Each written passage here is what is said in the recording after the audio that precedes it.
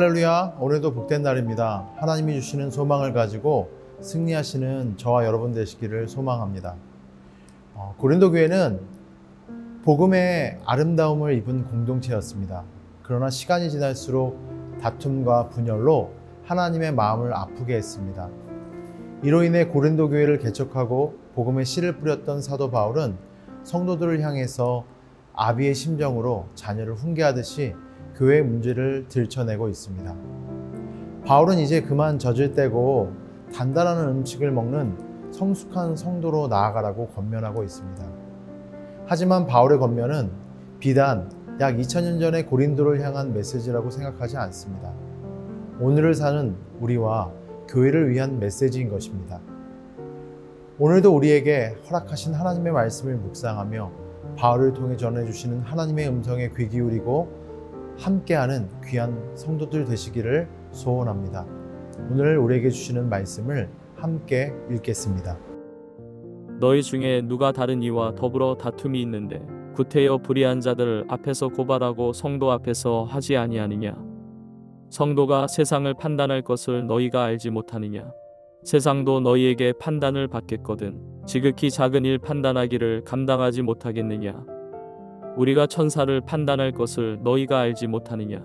그러하거든 하물며 세상 일이랴. 그런즉 너희가 세상 사건이 있을 때에 교회에서 경히 여김을 받는 자들을 세우느냐? 내가 너희를 부끄럽게 하려 하여 이 말을 하노니 너희 가운데 그 형제간의 일을 판단할 만한 지혜 있는 자가 이같이 하나도 없느냐?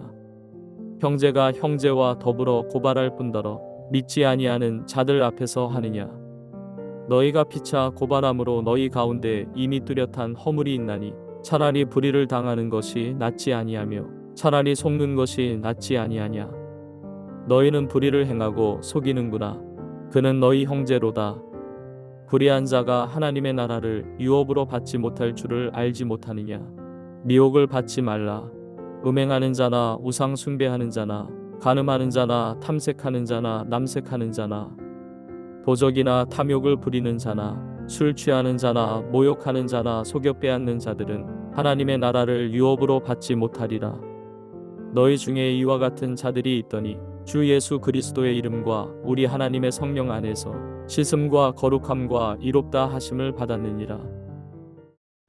고린도 교회에 일어난 성도들 간의 문제가 있었습니다. 교회 안에서 해결하지 못하여서 세상 법정에서 해결하려고 한다는 말이 바울에게 들렸습니다. 바울은 그 문제에 대한 교회의 기준을 제시해 주고 있습니다. 우리 1절 함께 읽겠습니다.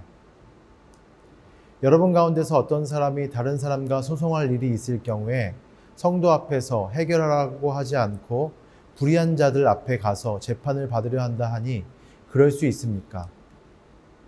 오늘 바울이 표현한 이 부분을 헬라어 성경의 원어로 보면 그 표현을 직역해보면 아주 강력합니다.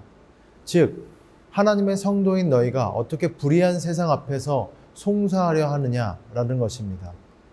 당시 고린도 교회에는 성도들 간의 다툼이 벌어졌는데 그 문제를 세상 법정에서 고발한 사건이 있었습니다. 사람이 사는 곳이라면 어디든지 다툼이 벌어질 수 있습니다. 문제는 성도들끼리 해결하지 못하고 불신자 앞에서 고발하기까지 하였다는 것입니다. 바울은 불신자들을 불의한 자들이라고 부릅니다. 문자적으로 그 말은 율법을 깨뜨리는 자들이라는 뜻입니다. 불신자들은 하나님 나라와 함께 상속할 수 없는 자들입니다. 그런 차원에서 바울은 그들을 불의한 자들이라고 부르는 것입니다. 그런 불의한 자들 앞에서 성도끼리 재판을 벌였습니다. 이것이 바울의 관점에서는 용납되지 않았기 때문에 바울은 매우 격양된 어조로 고린도 교인을 향해서 책망하고 있는 것입니다. 우리 계속해서 2절과 3절을 읽을까요? 성도들이 세상을 심판하라고 하는 것을 여러분은 알지 못합니까? 세상이 여러분에게 심판받겠거늘 여러분이 아주 작은 사건 하나를 심판할 자격이 없겠습니까? 우리가 천사들도 심판하려는 것을 알지 못합니까? 그런데 하물며 이 세상 일이야 말할 나위 있겠습니까? 1절에서는 바울이 송사를 한 그 성도를 향한 질문을 던졌다면 2절부터는 교회 공동체를 향해 권면하고 있습니다. 바울은 그리스도인들이 교회의 문제를 가지고 세상의 법정에 가지 말아야 할 이유를 제시합니다. 그 이유는 바로 그리스도인들은 종말에 세상과 천사까지 심판을 할 사람들이기 때문입니다. 여기서 말하는 천사는 타락한 천사를 가르칩니다. 그런 그리스도인들이 지극히 작은 일을 판단하지 못하여서 세상의 법정에 호소한다는 것은 매우 부끄러운 일을 한다는 것을 뜻하는 것이죠. 이 문제는 오늘 우리에게 매우 실제적인 교훈이 됩니다. 오늘에도 성도들은 세상의 잘못을 바르게 판단하여 바른 길로 이끌어 줘야 합니다.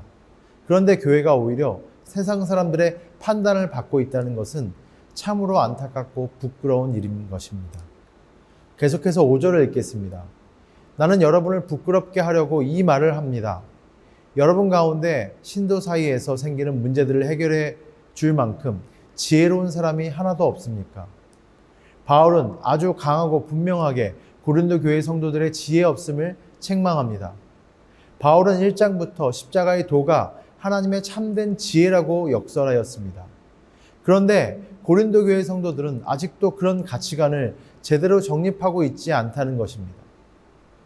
그런 지혜 있는 자가 있었다면 적어도 교회의 문제를 세상의 법정에 가지고 가서 하나님의 영광을 가르는 일을 하지 않았을 것이라고 역설하고 있는 것입니다. 하나님의 자녀가 되는 순간 큰 기준이 변화되어집니다. 하나님의 교회 속에서의 기준은 하나님의 말씀을 통한 사랑입니다. 사랑으로 풀 수 없는 문제는 하나도 없습니다. 고린도 교회 성도들은 이러한 문제를 믿음 안에서 풀지 않고 세상 법정에서 풀어보려고 서로 싸우고 부딪혔던 것입니다. 우리가 받은 권세는 세상의 권세와 비교할 수 없습니다. 우리의 심판주는 오직 하나님이십니다. 그분의 말씀이 우리의 법입니다. 죄성을 가진 사람들이 모인 곳이라 완전할 수 없지만 완전한 말씀을 쫓아 행할 때 그분의 완전하심을 닮아가게 되는 것이죠. 교회 내에서 일어나는 문제를 세상의 법정이 아니라 하나님의 말씀의 기준으로 해결해 나가지 못하는 그 지혜로움을 갖지 못하는 그 어리석음 때문에 바울은 격양된 어조로 계속해서 책망하고 있습니다. 우리 7절을 또 읽겠습니다. 여러분이 서로 소송을 제기하는 것부터가 벌써 여러분의 실패를 뜻합니다. 왜 차라리 불의를 당해주지 못합니까? 왜 차라리 속아주지 못합니까? 고린도 교회 성도들이 피차 고발하면서 교회의 허물은 이제 모든 사람에게 공개되었습니다. 이런 상황을 보고 바로 고발한 자에게 불의한 일을 당하고 손해보는 것이 낫지 않겠냐고 호소하고 있는 것이죠. 교인 간의 재판은 누가 이기든 교회에 막대한 피해를 입히게 합니다. 그러므로 바울은 차라리 불의를 당한 사람의 손해를 보는 편이 낫지 않겠냐고 권고하는 것입니다. 이 말은 불의를 참으라고 오해해서는 안 됩니다. 불의 자체를 수용하는 것도 아닙니다. 더 큰 하나님의 나라를 바라보면서 주님께 신원하면서 나아가야 한다는 것을 말씀하고 있는 것입니다. 나의 억울함을 아시는 하나님의 손에 모든 것을 맡기라는 것입니다. 하나님의 영광을 가리며 얻는 이익보다 손해가 나음을 말하는 것입니다. 하나님의 자녀된 자존감을 조그마한 이득에 쫓아버리지 말라는 뜻입니다. 하나님의 자녀됨이 거저 주어지는 것입니까? 아닙니다. 예수의 보혈의 피로 얻어진 것입니다. 은혜도 얻었기 때문에 이 신분에 맞는 삶을 살아가기 위해서 영적 자존심을 가지고 말씀을 바로 살아가야 합니다. 하나님의 자녀는 세상의 작은 이득을 위하기보다는 세상의 방법과 동일하게 행하는 실수를 범해서는 안 됩니다. 성도가 어떤 존재인지를 깨닫고 손해를 볼지언정 결코 세상 앞에 웃음거리가 되는 일이 없어야 한다고 바울은 이야기하고 있는 것입니다. 우리 마지막으로 11절 읽습니다. 여러분 가운데 이런 사람들이 덜어 있습니다.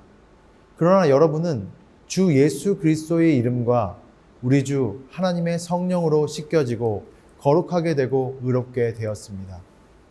고린도 교회 성도들은 수많은 죄를 지었던 사람들입니다. 그러나 이제 그들은 예수 그리스도의 이름으로 씻음과 거룩함과 의롭다 하심을 받았습니다. 바울은 고린도 교회의 성도들이 과거의 삶과 현재의 모습을 대조합니다. 비록 과거에 이런 죄 가운데 있다 할지라도 이제 변화되었다는 것입니다. 신약 성경에는 예수를 믿는 자는 누구나 그 안에 거룩하여진다고 선언합니다. 고린도전서 1장 2절에 고린도 교회의 교인들은 예수 안에서 거룩하여지고 성도의 부르심을 받은 자라고 불렀습니다. 그 다음에 의롭다 하심이라는 단어가 나옵니다. 의롭다 하심이라고 하는 법적 용어는 법적 용어로서 죄가 없다고 재판장이 무죄를 선고한 것과 같은 것입니다. 다시 말해 예수를 믿는 자는 죄 씻음을 갖고 거룩한 자로 구별되고 의로운 자라고 선언을 듣게 되었다는 것이죠. 옛 모습과 현재의 모습을 대조하는 바울의 의도는 다시 옛날로 돌아가려고 하는 그 고린도 교인들을 향한 책망과 안타까움입니다. 죄된 옛삶을 벗어나 새로운 삶을 사는 너희가 어떻게 다시 옛날의 모습들로 돌아갈 수 있냐는 뜻입니다. 그리스도께서 용납받은 너희가 어떻게 다른 사람을 용납하지 못하냐는 안타까움을 전하고 있는 것입니다. 말씀을 정리하고자 합니다. 언젠가 제가 읽은 한 칼럼에 이런 이야기가 있었습니다. 교회 안의 송사는, 세상 사람들 간의 송사는 그들이 서로 어떻게 보면 조율이 되어지는데 교회 안에서 일어나는 법적 투쟁은 절대로 서로가 하나님의 뜻이라고 부르짖으며 싸우기 때문에 해결되지 않는다라고 하는 그 기사를 읽은 적이 있었습니다. 여러분, 그러나 우리 모두가 다 그리스도 안에서 용납받은 존재임을 생각하면서 우리의 잠깐의 손해와 이해와 득실을 따지기보다는 하나님의 나라를 먼저 구하는 믿음의 사람들이 되었으면 좋겠습니다. 주님께서 값없이 우리의 모든 것을 용납해 주셨듯이 오늘도 주님의 그 사랑으로 서로를 용납하며 은혜의 마음을 가지고 서로에게 은혜의 사람으로, 용납의 사람으로, 이해의 사람으로 기억되어지는 믿음의 성도들이 일어나시기를 주의 이름으로 축원합니다. 기도하시겠습니다. 하나님 감사합니다.